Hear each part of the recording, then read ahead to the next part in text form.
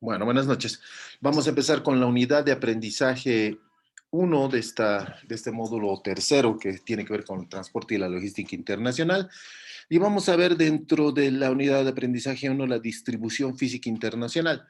En esta sesión vamos a ver un poco el marco normativo que regula el movimiento y el flujo del transporte internacional en todos sus modos, en todos sus medios, y vamos a ver un poco el movimiento de carga que genera Bolivia por los diferentes puntos de acceso y los diferentes tipos y modos de transporte utilizados en el comercio internacional. Como ustedes bien saben, cualquier operación de comercio exterior tiene que ver con una compra-venta, con un contrato internacional de exportación o importación, ya dependiendo del origen o destino, ya sea, en este caso, analizamos nuestro país, Bolivia, con el exterior y vamos a observar dentro de todo este marco el tema del logístico internacional que tiene por detrás una normativa que viene a regular todas las acciones, los preámbulos y todas las definiciones que tiene el transporte internacional de carga en sus diferentes métodos, en sus modos y medios en todo caso. Entonces, dentro del marco normativo podemos ver que la Convención de las Naciones Unidas sobre Transporte Multimodal Internacional de Mercancías, por ejemplo, que es un convenio firmado en el 24 de mayo de 1980 en Ginebra, reconoce, reconoce de alguna manera que el transporte multimodal internacional es uno de los medios de facilitar la expansión ordenada del comercio mundial. Vamos a ir admitiendo los comentarios.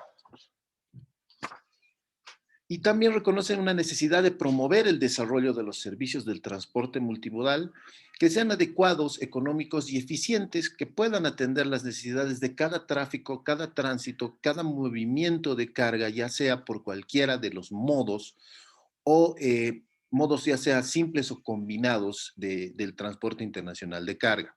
En este caso, también tenemos que analizar el transporte internacional de pasajeros. Tiene otro marco normativo, pero está dentro del mismo ámbito. Este convenio también analiza la conveniencia de asegurar el desarrollo del transporte multimodal internacional que beneficia a todos los países sí, y vea también la necesidad de considerar los problemas especiales de los países en tránsito. Tenemos en cuenta que hay muchos países, que son 32 países aproximadamente, perdón, 43 países aproximadamente, que no tienen acceso a una costa marítima. Entonces, estos países tienen que pasar en algún caso por uno, dos o tres países para llegar a una costa marítima y poder beneficiarse del transporte más económico, que es el marítimo o el acuático.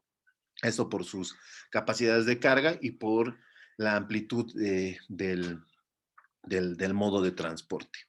Este convenio también analiza la conveniencia, digamos, de establecer algunas reglas relativas al transporte de mercancías regidas bajo los contratos de transporte, ya sea unimodal o multimodal en el ámbito internacional. Incluye disposiciones equitativas sobre la responsabilidad de los operadores del transporte multimodal. En el anterior módulo veíamos todos los riesgos y responsabilidades que asume tanto el comprador como el vendedor, pero esto es trasladado a un agente logístico o un agente de transporte de carga. La necesidad que este convenio no deba afectar, por ejemplo, también este convenio tiene la versatilidad de que no debe afectar a ningún convenio bilateral o ley nacional o internacional que tenga que ver o que sea concerniente a la reglamentación del control de las operaciones de transporte. ¿A qué me voy? Debería ser compatible la ley interna con los preceptos o los preámbulos de este convenio. Le da facultad de derecho a todo Estado a reglamentar y controlar dentro del ámbito nacional los operadores y las operaciones del transporte multimodal. Asimismo, contempla también los convenios bilaterales existentes o multilaterales existentes a un modo que vamos a ver más adelante dentro del marco de acción del transporte multimodal, unimodal o del transporte internacional de cargo pasajeros. necesita, bueno, este convenio también toma la consideración los intereses, problemas de los especiales, problemas especiales de los países en desarrollo, por ejemplo. En lo que se refiere a la introducción de nuevas tecnologías, la participación de servicios multimodales y sus porteadores, de operadores nacionales, tiene que ver con el costo, eficacia de los servicios dentro de cada país. Analiza la necesidad de garantizar un equilibrio entre intereses de proveedores, servicios de transporte multimodal y los usuarios de cada servicio. Eh, Tiende a velar por la facilidad de agilizar los trámites aduaneros, teniendo en cuenta los problemas que atraviesa cada uno de los países. Cada uno de los países tiene ciertas características y facultades o particularidades que tienen que ver dentro del transporte multimodal y para el traslado o el tráfico de mercancías o pasajeros en este caso. Debe establecer y establece este marco normativo un justo equilibrio entre los países desarrollados y los países en desarrollo. No es lo mismo comparar un país grande con un país en desarrollo. Por ejemplo, Colombia y Ecuador, que son países vecinos, no tienen la misma capacidad de carga, no tienen la misma capacidad de desarrollo del transporte. O si nos vamos hacia el lado del África, muchos de los países del África son en realidad países enclaustrados o mediterráneos. Y aquí venía la pauta de que muchos países tienen que atravesar hasta 2 o 3 países para llegar a una costa marítima. Pero gracias a un desarrollo equitativo se ha logrado establecer una red ferroviaria que les ayuda o coadyuva para que estos puedan tener ciertas facilidades de llegada al océano, por ejemplo. En nuestro país, que vamos a ver más adelante, sí existen proyectos de articulación tanto caminera, ferroviaria y fluvial para que tener ciertas salidas y alternativas hacia buscar un transporte multimodal, que en el caso de Bolivia, todos, exceptuando cuando tenemos origen o destino un país vecino, generalmente usamos un transporte multimodal. ¿Qué tiene que ver lo multimodal? Utilizar más de un medio de transporte en combinación. En nuestro caso, nosotros usamos la vía terrestre o férrea para llegar a los puertos o fluvial en algún caso, y de los puertos grandes sale un servicio marítimo.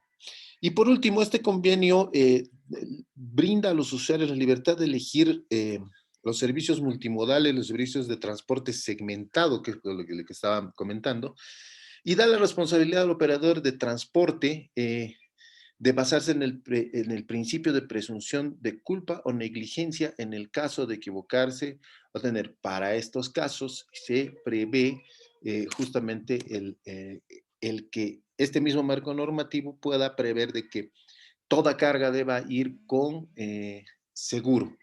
En este caso, ya habíamos visto dentro de los Incoterms, la mayoría de los Incoterms incluye el seguro para el traslado de las mercancías, justamente preveyendo de que pueda haber alguna eventualidad, ya sea por razones humanas o naturales, que impidan que la carga llegue a destino. En el caso de Bolivia, por ejemplo, Bolivia al pertenecer al, a, a dos marcos de integración que son la ALADI y la CAN. En la Asociación Latinoamericana de Integración, Bolivia es parte desde 1980. Bolivia es parte desde 1980 y se ha basado y se rige por todo el marco regulatorio del transporte internacional de carga, ya sea terrestre o fluvial, dentro de un acuerdo conocido como el ATIT, que es el Acuerdo del Transporte Internacional Terrestre. Y en el marco CAN, porque Bolivia también es parte de la CAN, con Perú, Ecuador y Colombia comparte una normativa que tiene que ver con, con decisiones supranacionales en este caso, y las decisiones supranacionales están enmarcadas en la diferenciación de muchos de los convenios, de varios de los modos de transporte, tratándolos uno a uno en sus diferentes modos y medios. Por ejemplo, vamos a empezar por el transporte aéreo. El transporte aéreo está regido por dos decisiones. La decisión 582 que regula el transporte aéreo dentro de la comunidad andina. Sin embargo, dentro de esta decisión también están las normas de la IATA y de la ICAO, que son de las convenciones internacionales de aeronavegación civil y comercial en este caso. Y la decisión 619, que son los derechos y obligaciones en el transporte aéreo para las empresas de los pertenecientes a los países miembros, es decir, a los 4 países. También tenemos la regulación para el transporte acuático mediante dos decisiones. Una es la 609, que da el reconocimiento de títulos a la gente que opera el transporte marítimo, y la decisión 314 que le da libertad de acceso a la carga, ya sea en tránsito o sea liberada directamente a destino. Dentro del transporte terrestre tenemos dos decisiones, la decisión 837 que regula el transporte internacional de mercancías por carretera, que recientemente ha sido actualizada. En 1990 se había mandado la decisión 399 que regulaba el comercio de mercancías, y el 2015 ha sido actualizada a la decisión 837. La decisión 837 enmarca y regula todo el transporte internacional terrestre que tiene que tiene dentro de sus ámbitos de operación los aspectos aduaneros, los aspectos migratorios, los aspectos de seguro y los aspectos de permisos de idoneidad que tienen que ver con la autorización de las unidades de transporte para la operación a nivel internacional. También tiene dentro de la regulación dentro del transporte terrestre la decisión 398 que regula el tránsito o el transporte internacional de pasajeros, pero por carretera. A diferencia de las decisiones 582 que tiene que ver con el transporte aéreo, la decisión 398 se enmarca plenamente en la regulación del transporte por carretera. Dentro de este gran esquema de los multimodos del transporte, ya sea aéreo, terrestre o acuático, tenemos tres decisiones más, que es una, la 331, que tiene que ver con la regulación del transporte multimodal, que sirve de paraguas para las otras. La decisión 491, que es un reglamento técnico de pesos y dimensiones, que tiene que ver tanto con la capacidad, más que todo, o la cualidad de las carreteras en sí, porque cada carretera tiene una capacidad de carga por metro cuadrado, y en el caso de Bolivia son 25 toneladas por metro cuadrado. Los países vecinos manejan más de 30 toneladas, y eso también es un obstáculo técnico, digámoslo así, porque nos impide traer cargas un poco de mayor dimensión, o utilizar containers con mayor capacidad de carga.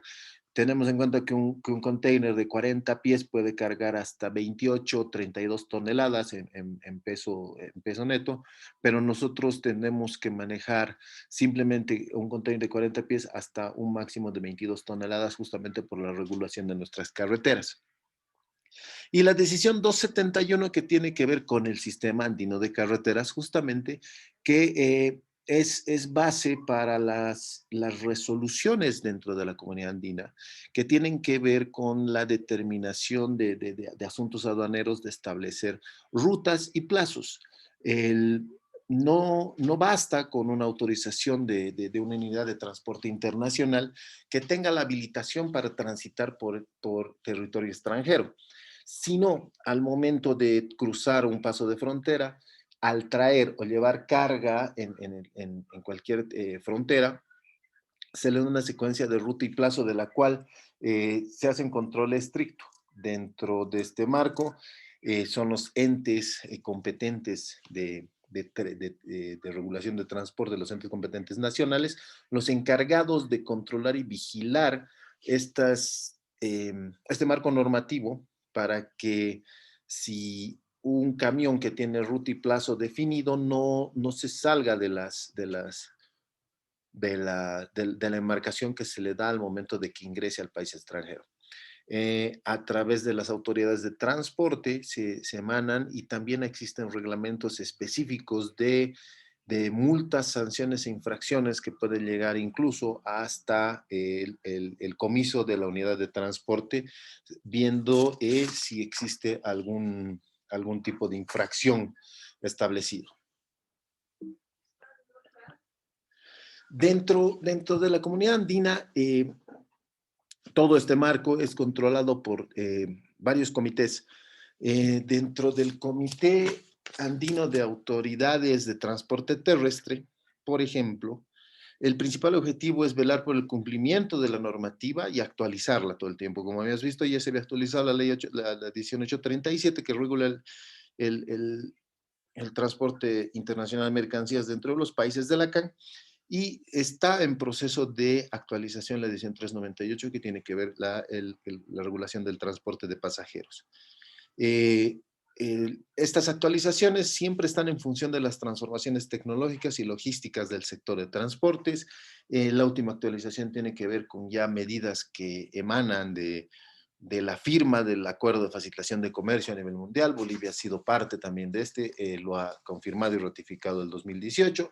Son ciertos compromisos que se han asumido que más adelante vamos a ver dentro de este acuerdo que establece muchas pautas para agilizar uno, la trimitología, la tardanza y la demora en los traslados en los pasos de frontera, por ejemplo, o de simplificar la trimitología de la simple burocracia que tiende a regular todo lo que es el comercio internacional.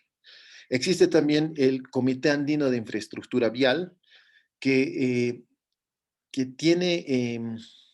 que tiene como objetivo promover un intercambio de información de la infraestructura dentro de los países. ¿Y a qué me voy con infraestructura?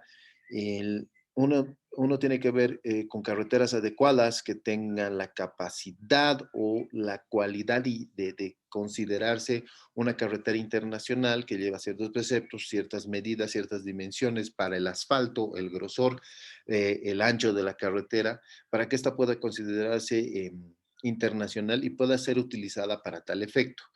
Eh, Tiene que ver también con la infraestructura implementada en los pasos de frontera. Más adelante vamos a ver qué tipos de pasos de frontera tenemos en Bolivia, cuántos tipos de salida, cuáles son los lugares por donde más sale nuestro comercio. Y también este comité andino tiene por misión, digamos, implementar proyectos para el mejoramiento en el diseño de carreteras, promover reuniones con los organismos nacionales competentes para armonización de normas técnicas y disposiciones legales, etcétera, etcétera. Dentro de este comité andino participan tanto las autoridades de transporte como las autoridades encargadas de la infraestructura. En el caso de Bolivia, es la ABC la que acompaña al ministerio o al viceministerio de Transportes en este sentido. También tenemos un comité de autoridades de transporte acuático, regula todo lo que es el transporte acuático fluvial, en este caso, para Bolivia y Perú, en este caso, sería la cuenca endorreica del lago Titicaca, más el río Desaguadero. Dentro de este comité andino también emana regulaciones que si bien están siendo ejecutadas, veladas por una autoridad competente que es la LT, que es la Autoridad del Lago Titicaca, solo tiene que ver en la parte lacustre, la parte fluvial la ve dentro de este comité andino de autoridades. Y también existe un comité andino de autoridades aeronáuticas que regula los permisos y las libertades que se dan dentro de cada uno de los convenios de aeronáutica comercial y civil. En el marco de la LADI tenemos el acuerdo sobre el transporte internacional terrestre que solo regula el transporte carretero y férreo, que fue suscrito en septiembre de 1990 en el marco del TM80, que es el Tratado de Montevideo, que funda en realidad la Asociación Latinoamericana de Comercio, Y este acuerdo sirve de marco jurídico para la prestación de servicios del transporte para 7 países, ¿no? Argentina, Bolivia, Brasil, Chile, Paraguay, Perú y Uruguay. Ustedes dirán, Bolivia y Perú tienen ya un marco regulatorio dentro del ámbito de la comunidad andina, pero también se rige dentro del marco de la TIT y más o menos entre el 85 y el 90% de las operaciones de carga de transporte terrestre con Perú, Bolivia las maneja en el marco de la TIT y el otro restante entre 8 a 10%, 12% más o menos, se regula bajo la normativa CAN. Eso por ciertas diferencias que existen al momento del manejo de cierta documentación o de ciertos permisos que son un poco más complicados en un marco regulatorio que en el otro y que sirven, por ejemplo, a nuestros transportistas les es más fácil sacar un permiso a través de la TID y operar con Perú, que es un país vecino, y que estar sacando dos tipos de permisos, uno en el marco, digamos, de la TID y otro en el marco de la CAN. Entonces, esa es la razón para que tengamos un sistema casi híbrido, digamos, de operación de nuestro transporte internacional terrestre de carga. Bolivia, bueno, dentro de la TIT existe el artículo 61, que es la cláusula de vigencia, que emana y ordena cómo tiene que entrar en vigencia y la internalización de la norma en cada uno de los países. En Bolivia, según la ley número 1158 del 30 de mayo del 90, se internaliza y se publica y se ratifica a la TID como ley interna, lo cual regula, sirve de marco regulatorio para el transporte internacional de pasajeros de carga. Y por el otro lado, la decisión 837 también es una decisión supranacional. Tiene mucho de la normativa en común ambos marcos jurídicos, pero no dejan de tener algún tipo de diferencia. En el marco de la TIT, por ejemplo, su artículo 15 salvaguarda y preserva la existencia de otro acuerdo que sea mucho más conveniente, por ejemplo, que la TIT, y eso nos sirve, por ejemplo, para tener o gozar de algunos convenios que ya tenía Bolivia previo, como el convenio de tránsito de 1948 con Perú, o el convenio o el CIT, el convenio de tránsito también de 1957 con Chile, que nos permite gozar de un convenio más beneficioso, que es en este caso los que emanan desde el acuerdo de 1904, que gozar de la TIT, que nos pone unas regulaciones un poco más estrictas al momento del transporte internacional terrestre de carga. Por, eh, por ejemplo, en este caso, nosotros, Bolivia, había demandado cierto incumplimiento en el marco de la TIT a Chile justamente por este artículo 15, porque Chile aplicaba todas las regulaciones y los protocolos de sanciones, multas y infracciones dentro del marco de la TIT, teniendo nosotros o teniendo Bolivia con Chile un acuerdo del CIT de tránsito que es mucho más beneficioso para Bolivia. Entonces, eh, eh, dentro del mismo TIT se marca la posibilidad jurídica de tener otro marco jurídico mucho más beneficioso. Dentro del marco de la TIT, tiene 18 artículos que regulan el transporte internacional por carretera, que están desde los permisos de unidad, los permisos de tránsito para todas las unidades habilitadas de transporte internacional de carga, y también regula el transporte internacional de mercancías por ferrocarril. Como han visto en los últimos días, ha habido una prueba piloto del funcionamiento después de 15, 16 años del tren Arica, Arica-La Paz, que es un compromiso asumido por la República de Chile en el acuerdo de 1904, en el Tratado de Paz de Ancón, que compensaba a Bolivia por la pérdida territorial del océano. Y una de las compensaciones era garantizar invertir y garantizar el funcionamiento de este ferrocarril para el traslado de mercancías. Lastimosamente, por algunos malentendidos o u observaciones técnicas que no venían al caso, el transporte internacional o los transportistas internacionales decidieron bloquear para que este ferrocarril deje de operar, pero la capacidad de carga de este ferrocarril, como vamos a ver en algunos números más adelante, no llega ni al 10% de toda la carga que se mueve por el puerto de Arica.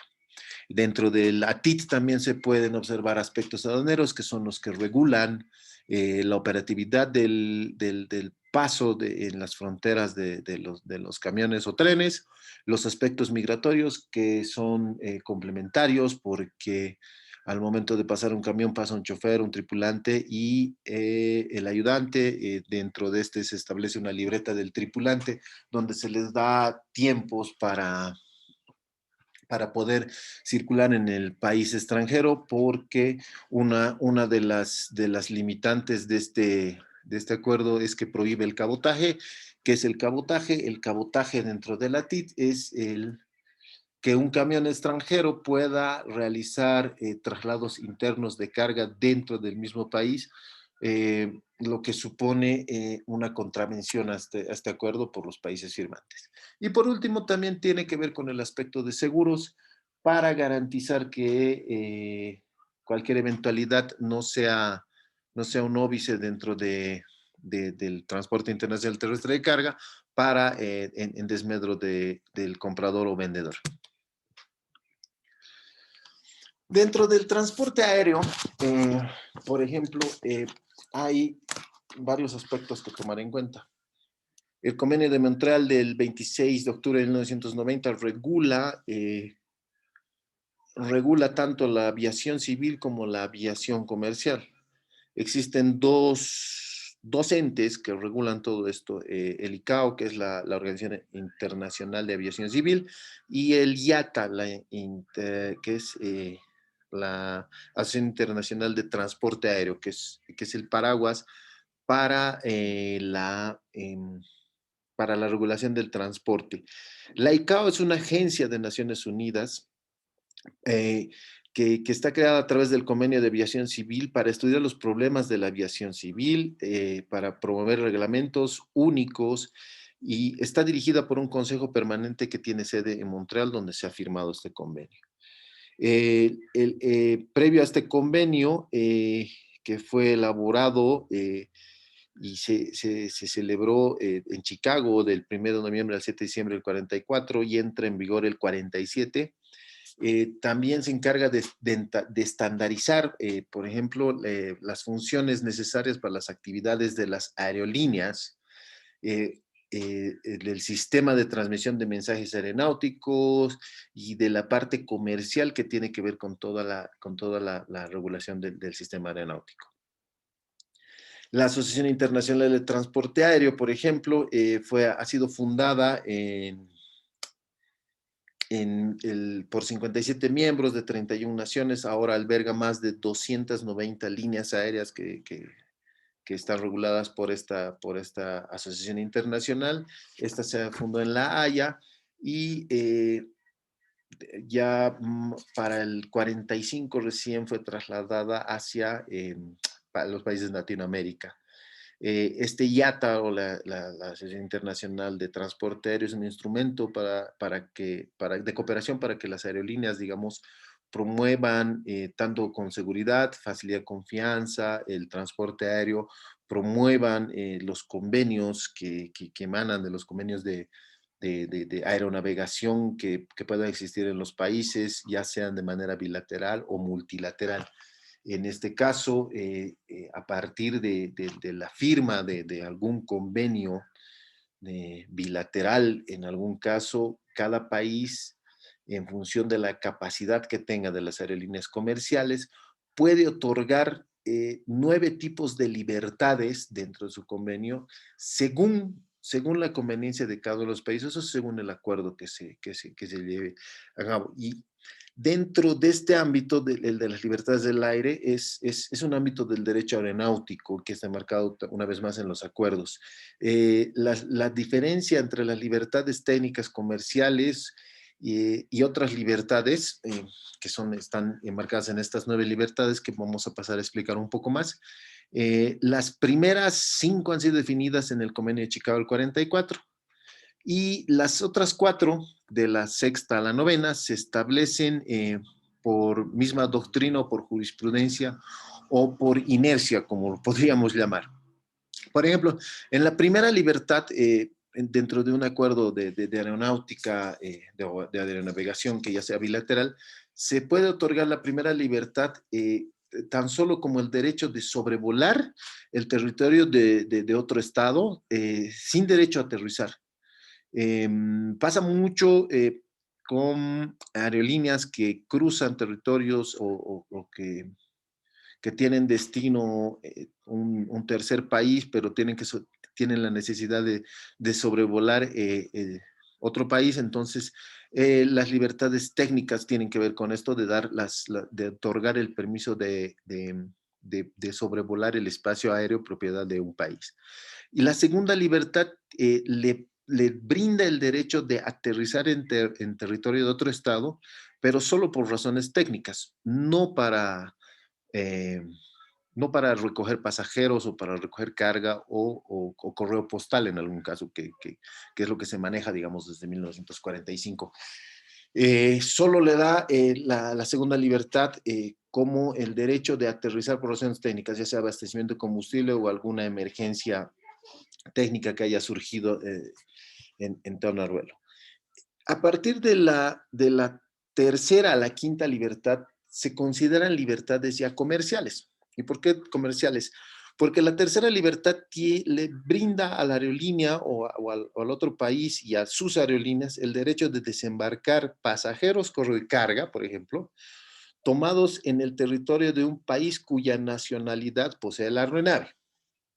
Vale decir, si la aeronave es colombiana, digámoslo así, le da derecho, si Bolivia le da la tercera libertad a Colombia, le da derecho a que las aerolíneas colombianas puedan desembarcar pasajeros, cargo y carga provenientes solamente de Colombia. ¿Me dejan entender? Y la cuarta libertad es la que establece el derecho de tomar pasajeros, cargo y cargas, eh, eh, del territorio donde aterriza, cuya nave sea de la nacionalidad. Vale decir, si la tercera libertad nos permite, alguien está con el micrófono encendido, por favor, le pediría que lo pague. Si la tercera libertad permite a la aerolínea colombiana dejar pasajeros en Bolivia, la cuarta le permite también recoger pasajeros de Bolivia para llevarlos a Colombia. Y la quinta libertad le da el derecho de tomar y desembarcar pasajeros, cargo de carga, con destino procedente de terceros estados, vale decir, con países con los que se tenga convenio. En algún caso, si ponemos como ejemplo, alguna aerolínea colombiana podrá tener la facultad y la libertad de tomar pasajeros en otro país, en un tercer país con el que tenga también convenio Bolivia, y pueda desembarcar esos pasajeros en los 3 destinos, digamos, en Colombia, Perú y Bolivia, digamos. Entonces, esto es un poquito más frecuente por las conexiones aéreas a las cuales nos vemos obligados a tomar. Ya, y a partir de de la sexta hacia adelante, se consideran otras libertades, porque la sexta libertad da derecho a que el operador aéreo de un estado eh, pueda hacer el tráfico comercial entre otros 2 estados de su mismo territorio. La séptima le da el derecho que el operador aéreo en un estado de transporte de tráfico comercial pueda operar fuera de su territorio. Dame un segundito que Zulema anda entrando por quinta vez. La octava libertad que ya le da el derecho a que el operador aéreo establezca un tráfico comercial dentro del país. Esta octava libertad es muy rara porque la mayoría de los países cuentan con cada quien con su aerolínea.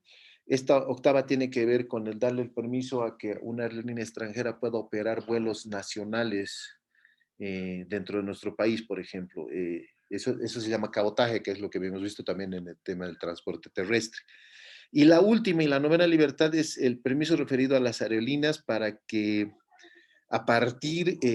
puedan operar a partir de la séptima libertad en adelante sin sin ninguna restricción, y que puedan operar a través de los convenios que tenga, digamos, nuestro país. El darle una nómina de libertad, digamos, a una aerolínea colombiana le permite operar en nuestro país y gozar de los beneficios que tengan nuestros convenios de transporte aéreo con algún otro país.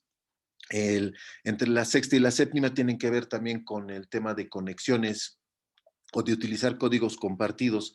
Si alguna vez alguien ha viajado al exterior, ha visto que la salida, qué sé yo, por Santa Cruz, por Lima, por Bogotá, tiene un código compartido y te hacen una conexión con otras líneas aéreas con las cuales estas otras, la que tomas, tienen convenios para recoger y dejar pasajeros. En ese caso, estos sí tienen unos convenios con séptima u octava libertad en algún caso. Eso es lo que tiene que ver con el transporte aéreo. En el transporte acuático, y aquí entramos un poquito más en materia y vamos a ver un poquito más interesante el tema, la OMI, la Organización Marítima Internacional, es la que regula todo el marco normativo del transporte marítimo en este caso, no fluvial. Los reglamentos de transporte fluvial están limitados a acuerdos bilaterales por el uso compartido de aguas fluviales o en algún caso multilaterales, como es el caso de la hidrovía Paraguay-Paraná, que tiene un marco jurídico dentro de la cuenca del Plata o la cuenca del Amazonas al otro lado, si lo vemos para la navegación fluvial dentro de cada una de las cuencas. La Organización Marítima Internacional se basa en las reglas de Rotterdam, que es un proyecto de convención que se conoce como la Convención de Naciones Unidas sobre el contrato del transporte internacional de mercancías total o parcialmente marítimo. Tiene que ver con una multimodalidad, parcialmente, digámoslo así, y, eh, y reconoce y tiene para dentro de sí varios convenios dentro de Naciones Unidas que regulan todos los aspectos del transporte internacional, en este caso marítimo. Por ejemplo, el Convenio Internacional para la Seguridad de la Vida Humana en el Mar, SOLAS, que tiene que ver con el transporte de pasajeros en los buques o en estos cruceros transatlánticos en los cuales se transporta a las personas en calidad de turismo, las normas para la formación, la certificación y el mantenimiento de la guardia, les da la facultad de controlar todas las fronteras marítimas, que vamos a ver más adelante cómo, cómo se regulan dentro de la Convención de Naciones Unidas sobre el Derecho del Mar. El Reglamento Internacional para Prevenir Colisiones en el Mar. Cada país tiene derecho a cierto cupo de utilización de buques y barcos que actúan bajo bandera de cada país. Bolivia también tiene un cupo para utilización de barcos en alta mar, eh, que son los beneficios que te brinda la Convención de Naciones Unidas del Derecho al Mar, y el Convenio Internacional de Aeronáutica y Búsqueda Marítima y Rescate, que es un convenio entre autoridades navales para cooperación y ayuda, y el reglamento de la contaminación marítima MARPOL, que está, y todas estas entidades en Bolivia están regidas por el bueno, la Dirección Internacional de Buques y Barcos, y, ay, no me acuerdo, es un nombre muy largo. Y bueno, y también a partir de la Convención de Naciones Unidas de Derecho al Mar, que es la CONVEMAR, establece ciertos parámetros, ciertas pautas para los países en desarrollo sin litoral, pero Naciones Unidas observa que este problema puede ser solucionado a través de planes de acción emanadas para países en desarrollo sin litoral, estados insulares que no tienen acceso a una costa marítima o tienen problemas para conectarse hacia el mar. Bajo este marco de las dos convenciones se establecen varias acciones en beneficio de estos países y que obligan a los países en tránsito, en este caso, a generar ciertas facilidades más allá de la normativa del comercio incluso, y les permiten ciertas facultades de poder alcanzar ciertos objetivos en función de algunas prioridades, las cuales están obligadas a cumplir. Dentro de la OMI,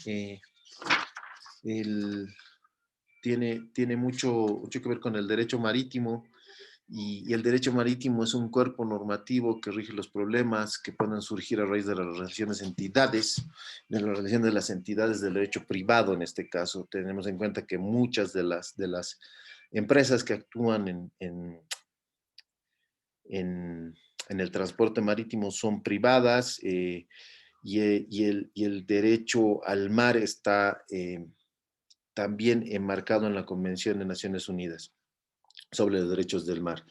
Tiene que ver mucho con el derecho mercantil, con el tema de compraventas internacionales, que es todo el marco jurídico que hemos ido viendo a lo largo de estos 3 módulos. Eh, eh, por ejemplo, la Convención de Naciones Unidas sobre el Derecho al Mar, o la CONVEMAR, o la UNCLOS, como está ahí escrito en la presentación, ha sido aprobada después de 9 años de trabajo. El 30 de abril de 1982 en Nueva York, eh, por fin se logra la firma abierta de parte de los estados de esta CONVEMAR, que este trabajo empieza en Montego Bay, en Jamaica, durante una conferencia de los derechos del mar, y establecen varias acciones y varios del marco jurídico para establecer, primero, por ejemplo, la delimitación del mar territorial y las zonas contiguas. Hay una convención especial sobre los derechos de alta mar, hay otras convenciones sobre la plataforma continental, y la Convención de Pesca y Conservación de Recursos Vivos dentro del mar. Cada una de estas conferencias establece ciertos marcos jurídicos para la acción de los países dentro y su actuar y su jurisdicción sobre el mar. Por ejemplo, el mar territorial establece la anchura del mar territorial propiedad de cada país, y les da límites que no exceden las 12 millas marítimas a partir de la línea de base determinadas con la misma convicción. Si nosotros vemos la geografía irregular de cada uno de los países, no se puede trazar con líneas rectas y establecer el territorio marítimo propiedad de cada uno de los países. Por eso esta convención ataca o regula lo que es el mar territorial. Eh, Delimita también lo que son las zonas contiguas, que son las zonas adyacentes al mar territorial, que son designadas la zona que es el objeto por el cual un Estado ribereño puede tomar las medidas de fiscalización para trazar su jurisdicción, con el objeto, primero, de prevenir infracciones, de aplicar las leyes dentro de su territorio marítimo, y de regular justamente el accionar de todos los barcos que puedan circular por su territorio. Tal cual el marco normativo del transporte aéreo, el transporte marítimo también tiene ciertas leyes, y para la aplicación de estas leyes es que se establece la determinación del espacio marítimo con el mar territorial y la zona contigua para cada uno de los países que gozan o que tienen una costa marítima. Dentro de esto también se ha determinado zonas exclusivas, que son áreas situadas más allá del mar territorial, donde con cierto régimen jurídico pueden tener derechos de soberanía los países ribereños, digámoslo así, que tienen acceso a, a, a una costa marítima. Dentro de esta convención de zona exclusiva también se da el establecimiento y utilización de las islas artificiales que puedan ser creadas, o instalaciones de estructuras fabricadas por el ser humano, caso plataformas de extracción de petróleo, que generalmente están en la zona exclusiva más allá de la zona contigua del mar territorial. También les da permiso para hacer las investigaciones científicas marinas y la protección y preservación del medio ambiente. La plataforma continental es la prolongación natural de un continente. Eso tenemos que tener en cuenta. Está cubierto en este caso, por ejemplo, en la parte de los periodos glaciares, tiene que ver con la parte de los polos. la parte de los golfos, que son irregulares, que pueden pertenecer a varios países. Por ejemplo, en el Golfo Pérsico hay 3 o 4 países que conforman el Golfo. Eh, eh, delimitan ciertos bordes exteriores para la distancia de 200 millas marinas para delimitación de territorio o de aeronavegación, o digo de navegación libre. Y más allá de todas estas plataformas continentales, mares territoriales, zonas contiguas, existe el alta mar, donde todos los países tienen una libertad de acción, primero de libre navegación, sin objetar ninguna ley establecida por las jurisdicciones de los países ribereños, y la libertad de pesca y acción y aprovechamiento del fondo marino. Y en este caso, la CONMEMAR, si establece, en el caso de Bolivia, la libertad de navegación en alta mar y la utilización o el aprovechamiento de los recursos del fondo marino, debemos adecuarnos también a la normativa. En virtud de que no tenemos una costa, debemos pasar por un país que tenga costa y adecuarnos al cruzar hacia alta mar, regirnos a la jurisdicción del mar territorial de cada uno de estos países, ¿no? Bueno, bajo todos esos problemas que generan la Convención de Naciones Unidas sobre el Derecho al Mar, surge una iniciativa ya en los años 2000 para aprobar ciertos programas de acción a fin de atender las necesidades de los países en desarrollo sin litoral, o los países menos desarrollados, o con menor desarrollo relativo. Si bien existen países como Suiza o Austria que tampoco tienen acceso a mar, pero son países desarrollados que no tienen los mismos problemas que Bolivia, Paraguay o algún país africano que al no tener una costa atraviesan muchos problemas y tienen un encarecimiento sucinto de su comercio. Estos programas siempre buscan la cooperación del tránsito, transporte, infraestructura, facilitación del comercio, para coadyuvar con los países que no tienen acceso directo a un mar, a una costa, para que, por ejemplo, que los países de tránsito puedan promover el acceso sin trabas hacia las costas y por todos los medios de transporte conocidos. Coadyuven con la reducción de los costos de transporte, coadyuven también con el desarrollo de infraestructura y de transportes adecuados para facilitar el comercio de los países enclaustrados, promover el crecimiento y aumento de participación del comercio a través de facilidades establecidas dentro de estos planes o programas de acción. Bolivia ha sido parte del programa de acción de Viena, que está desde 2014 y tiene una vigencia de 10 años. En este marco de acción obtiene varias ventajas. Por ejemplo, una de estas es la conexión directa hacia el cable submarino de conexión a Internet. Como ustedes bien saben, nosotros no teníamos un Internet adecuado hasta hace poco tiempo. Ya está en proceso de conexión hacia el cable directo que pasa por bajo el mar, el cable principal de conexión a Internet, para facilitar y dotar de una mejor conexión, una mejor velocidad de Internet para Bolivia. Nosotros estábamos conectados a un ramal que venía, o una provisión de servicio de Perú y de Chile, pero ahora con las últimas acciones y en función del Plan de Acción de Viena, en su artículo 74, en su sexta prioridad, ha facilitado para que podamos tener la autorización de Perú para pasar por su territorio para hacer la conexión directa hacia el cable marítimo principal. Bueno, creo que no se ve el mapita de Bolivia, pero este es más o menos la distribución de pasos o accesos, salidas y entradas de Bolivia que tiene. No se ve muy bien el mapa de Bolivia, pero nosotros contamos con un sinnúmero de salidas, de puertas fronterizas, digámoslo así, autorizadas para para la circulación de nuestro transporte, ya sea por terrestre, fluvial o en algún caso ductos.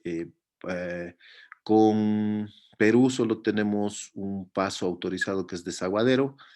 Em, el tema de Mojo Puerto Acosta solo sirve para tráfico vecinal y este tiene cierto movimiento de mercancías, pero solamente es un paso por el cual se circula a pie, no está autorizado. Con Chile tenemos cerca de cinco pasos de frontera, el más utilizado por que se genera es Tambo Arica por justamente la cercanía del puerto. Tenemos tres pasos autorizados con Argentina, se está trabajando en un par más, con Brasil tenemos otros cinco pasos, con Paraguay uno, esos son nuestros pasos con los países fronterizos.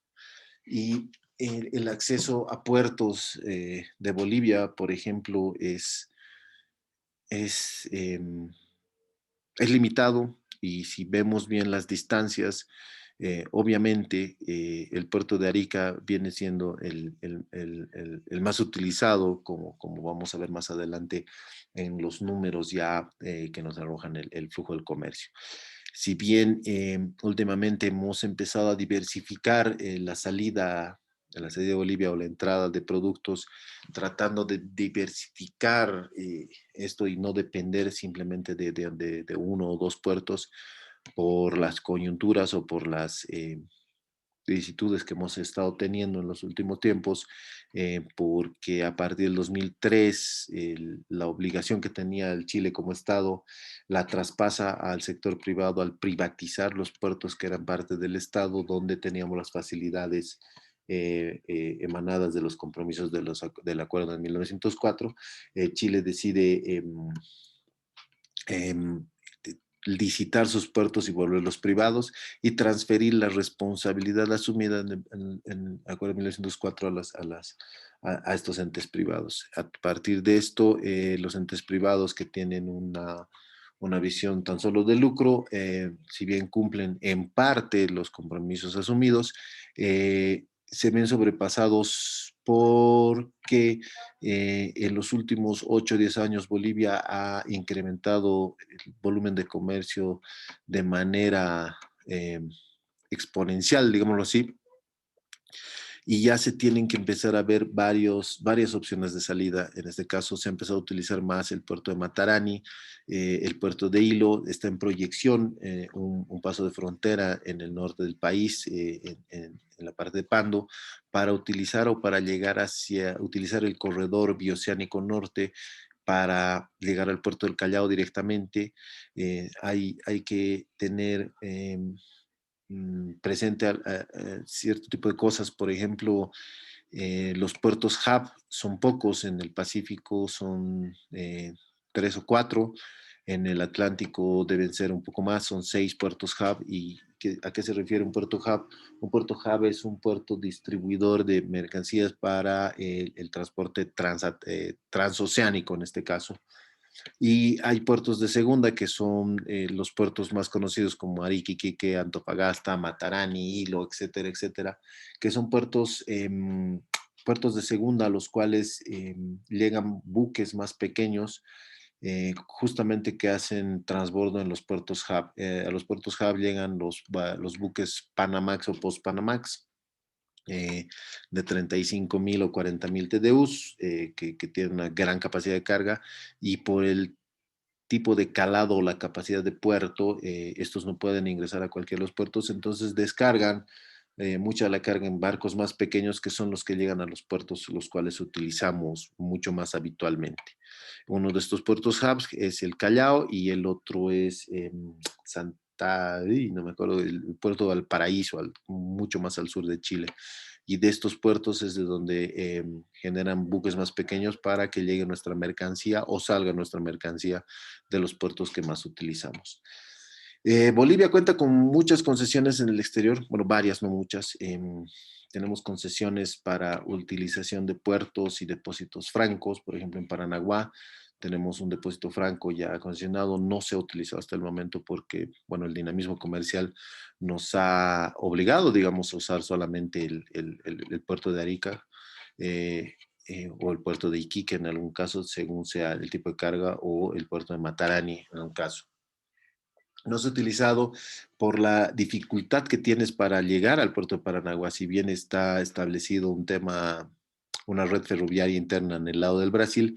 Lastimosamente, nuestra red ferroviaria no se puede conectar a ninguna red ferroviaria del exterior, justamente por el ancho de trocha. Entonces había que hacer un transbordo y en tema de logística ya se vienen complicando varias cosas. Tenemos, como los mencionaba antes, en Hilo, un convenio de tránsito que emana de 1948 para la libre utilización del puerto de Hilo.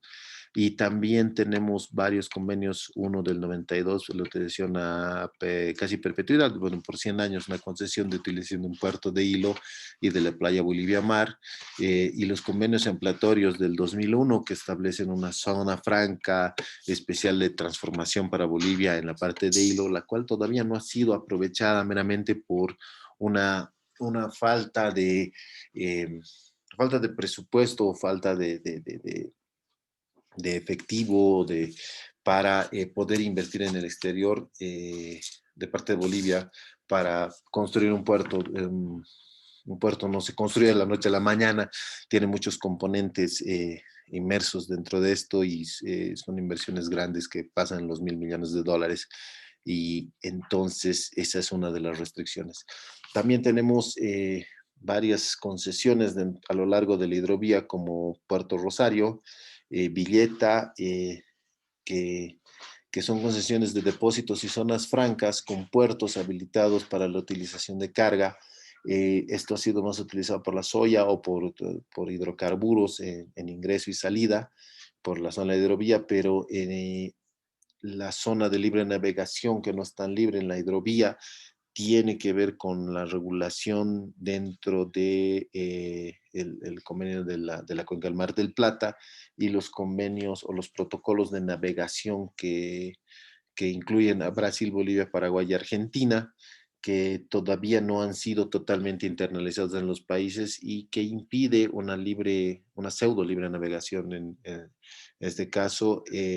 Y algunos problemas geográficos o de la misma hidrografía que tiene esta parte de nuestra conexión hacia la hidrovía impide de tener un tráfico más fluido. Para esto se está proyectando la implementación de Puerto Bush, es un puerto que está más allá del Canal Tamengo, que en el Canal Tamengo es el principal obstáculo en tema de navegación por la hidrovía, y Puerto Bush sería una alternativa de salida hacia el Océano Atlántico, porque tenemos concesiones en Puerto Montevideo y Puerto de Aguas Profundas, que son en pleno Atlántico, lo cual nos podría permitir acceder a este océano y para diversificar la salida de nuestra carga. Vamos a entrar un poquito al análisis de carga de transporte o el transporte de carga de Bolivia. He utilizado datos de enero a diciembre del 2020 y vamos a ver más o menos dentro del marco regulatorio cómo se ha movido nuestra carga. Por ejemplo, el, en nuestra modalidad de exportación, voy a analizar el tema de exportación separada de la importación. Nosotros tenemos cinco medios de transporte, tal como habíamos visto en todo el marco normativo. Y más o menos los he puesto números. Para nosotros las carreteras son fundamentales, es por eso que existe una amplia red de corredores estratégicos que establece la ABC, corredores norte-oeste, oeste-sur o el corredor bioceánico central que cruza desde Puerto Suárez y va hasta Tacna, hasta el puerto de Tacna. Esta carretera como bien saben, está todavía en proceso de construcción en dobles vías, en la parte sobre todo de Cochabamba-Santa Cruz y Oruro-Cochabamba, va a permitir una mayor fluidez de nuestro transporte carretero. Como bien ven, el transporte carretero absorbe el 74% de las exportaciones ocupan, digamos, en transporte carretero, solo el 15% en fluvial, que es netamente hidrovía, y 10% en la parte ferroviaria, que tiene que ver más con la salida de minerales por el lado de Antofagasta. Eh, tenemos un gran flujo de transporte por ductos, gracias a los ductos conectados hacia Brasil y Argentina, que cubren casi el 72% de las exportaciones, pero en volumen no van más allá de del 20%. Si ustedes ven el gráfico de la derecha, el análisis del modo de transporte está sin el ducto porque, bueno, el ducto no tergiversa o un poco sesga la información que podamos tener en el tema de transporte o modos de transporte. Ahí están los números. Más o menos el transporte terrestre mueve cerca de 2.400 millones de dólares y más o menos 3 millones de toneladas de carga de transporte bajo este modo. En el tema aéreo son más o menos 9.500 millones y solamente 10 toneladas. Es un transporte un poco más caro, es más expedito, pero tiende a ser una vía importante. Eh, por nuestras vías de carretera de enero a diciembre, por ejemplo, los pasos más utilizados son Tambo Quemado y Desaguadero, pero aquí hay una particularidad muy importante. Si bien Tambo Quemado mueve mucho mayor valor, millones de dólares, como pueden ver, 1.200 millones, mueve menos carga que lo que mueve Desaguadero con menos valor. ¿A qué me voy? Y esto es por una simple y llana explicación. Por temas logísticos, más o menos el 80% nuestras de las mercancías de exportación en contenedores viajan hacia Tambo Quemado o hacia el puerto de Arica en contenedores de 20 pies. Pero y hacia el desaguadero se maneja mucho más el tema de contenedores completos o a graneles que van con cargas completas, entonces por eso es el menor valor y el mayor volumen por desaguadero que por Tambo Quemado. En Tambo Quemado se mueve mucho más efectivo, pero menor tipo de carga, por ejemplo, en tema de exportación. Como ustedes ven, Pisiga es más a granel, Avaroa es a granel. Puerto Suárez tiene una combinación entre contenedorizada y a granel, y esas son nuestras principales vías de salida. Eh, de las mismas bases que habíamos visto en el anterior módulo, podemos estimar la cantidad de camiones por cada una de las vías. Tenemos un total de casi 120,000 camiones circulando con carga de exportación, carga boliviana de exportación, por los diferentes puntos de salida. Como ven, Tambo Quemado, Desaguadero, Pisiga, Yacuiba, son los puntos de mayor flujo de camiones de salida de mercancía boliviana. Y más adelante vamos a ver cómo es el tema de importaciones. Son cerca de 210,000 camiones que circulan en todo el año por todos nuestros pasos de frontera. Eso es más o menos como 578 camiones por día, si es que tomamos sábados y domingos. Son 578 camiones de flujo por día. Tambo Quemado más o menos alberga cerca de 210 camiones al día de ida y de vuelta. El desaguadero está por los 150 y bueno, y si se reparten esta cantidad promedio por día en cada uno de nuestros pasos de frontera. Por vías férreas solo tenemos 3 salidas, que son uno Yacuiba, Avaroa, y la otra que es Puerto Suárez, que utiliza la Río Oriental, que las cargas son mínimas, pero está siendo aún utilizado, es el medio de transporte terrestre más barato, digamos, por la capacidad de carga y por la utilización y por la maximización del volumen de carga que pueda mover. Eh, En tema ductos, como ya han visto, tenemos cuatro salidas. Es uno Yacuiba, que es nuestro gasoducto hacia la Argentina, el de Puerto Sares, que es el gasoducto al Brasil, que son los mayores consumidores de gas, y tenemos dos oleoductos, uno hacia San Matías y otro hacia Charaña, que llega el oleoducto hasta el puerto de Arica. Y lo que les hablaba en la modalidad de importación, de enero a diciembre también por carretera se había movido casi el 90% en tema de importación. Y si sumamos la parte ferroviaria, estamos cerca del 95%, 90, casi 96%, y el resto se distribuye entre lo fluvial, que es lo que entra por la hidrovía Paraguay-Paraná, y la parte aérea, que es muy pequeña, pero sí que ha tomado gran relevancia en el último tiempo, sobre todo a partir de la aparición de los medios digitales de compra como son Alibaba, Amazon, eBay, que utilizan medios aéreos para el transporte de carga y sobre todo para el transporte postal, que es la base de estos. Y es lo que les mencionaba, en las vías de carreteras de importación más o menos se mueven cerca de 1.2 millones de toneladas que vienen de parte de Tambo Quemado, 562.000 toneladas de parte del lado de Pisiga, y ahí tiene la distribución. Tambo Quemado siempre tiende a ser el paso de frontera con mayor afluencia de camiones de carga, y este es un contacto directo hacia el puerto de Arica. Esas son nuestras dos, o las principales vías de entrada de mercancías de importación. Eh, y lo que les mencionaba, la cantidad de camiones por cada uno de los pasos de frontera. Por ejemplo, en Tambo Quemado tenemos 33.000 camiones al año que ingresan. Si nosotros dividimos entre los 365 días, son cerca de 100 camiones de importación y como 150 de exportación, y ahí más o menos llegamos a los 250 camiones que estaba mencionando, de los cuales circulan día a día por cada uno de estos pasos de frontera.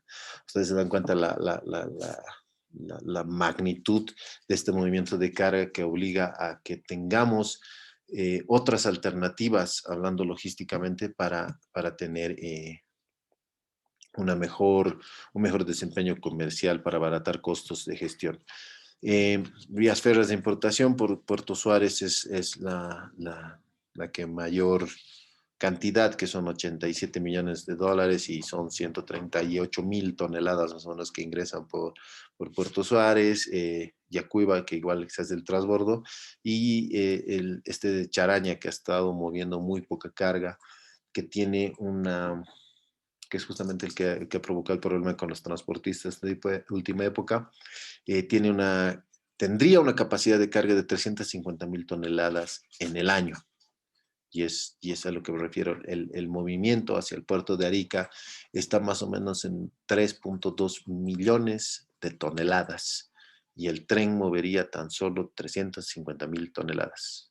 Un poquito más del 10% de la carga que se va a Arica, pero no de la carga total. La carga no llega ni al 6% de la carga total que se mueve hacia puertos chilenos, digamos, en este caso. Y por eso era una buena alternativa a la utilización del tren, y justamente para exigir los cumplimientos de los acuerdos de 1904. También podemos estimar algunos de los valores de flete según origen y destino. Más o menos son promedios de lo que se han ido sacando. Hay que tener en cuenta que el valor de los fletes por transporte carretero están afectados por muchos factores que pueden hacerlo variar. Uno, temporalidad, el tipo de mercancía, las condiciones de entrega, depende mucho de la naviera, del tipo de despacho, del puerto de origen o destino. Son muchos factores que afectan, y estos más o menos son fletes promedio que estamos estimando. Eh, si, por ejemplo, vemos carga de Santa Cruz hacia el puerto de Arica, el flete más o menos son de $2.900. Es un promedio, como les digo, puede variar entre 2.000 o hasta 4.000, dependiendo del tipo de carga, de la estacionalidad. En muchos casos ha ido bajando, en otros casos ha ido subiendo. También depende mucho de las condiciones en las que está el puerto. Al ser puertos privatizados, los chilenos se han estado afrontando ciertos problemas de huelgas, paros y por deudas que mantienen estos entes privados con sus trabajadores, que ha afectado directamente a todo el acontecer del comercio exterior boliviano. Y un poco un cuadro resumen de las exportaciones carreteras por meses, digamos, para tener una idea de cuál es la estacionalidad o la temporalidad de mayor afluencia. Como bien saben, noviembre es el punto más alto de la importación, donde más o menos se mueven cerca de 3.200 camiones al mes. Esto más o menos va a estar entre el promedio de los más de 100 camiones día en tema de exportación y en tema de importación más o menos el mismo número. Es el punto más alto. Más o menos, como ven, en promedio se despacha 2.600 camiones, 103 millones de dólares por tambo quemado y 89.000 toneladas al mes en promedio en la gestión 2020 por esta principal vía de acceso. Y en tema de importación, sigue siendo tambo quemado el más importante porque dependemos directamente del puerto de Arica, es donde mayormente hemos concentrado por tradición o por facilidad de, de, de cooperación logística a través de los forwarders o, como decía la tradición o la continuidad de utilizar un puerto como un puerto de Arica y utilizar la vía de salida de Tambo Quemado aglutinando la mayor parte de nuestro comercio. Como les había dicho antes, se tiene diversificación, existe una distancia similar al puerto de Hilo, existen condiciones similares, pero todavía no se tienen convenios con las navieras para hacer un tipo de logística de carga.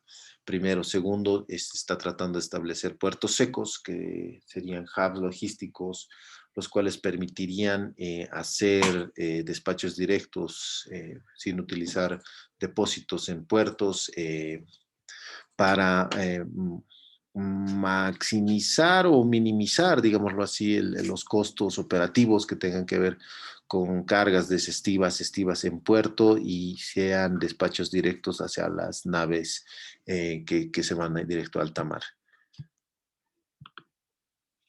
Bueno, eso es todo lo que tengo para mostrarles en números en la parte del marco normativo.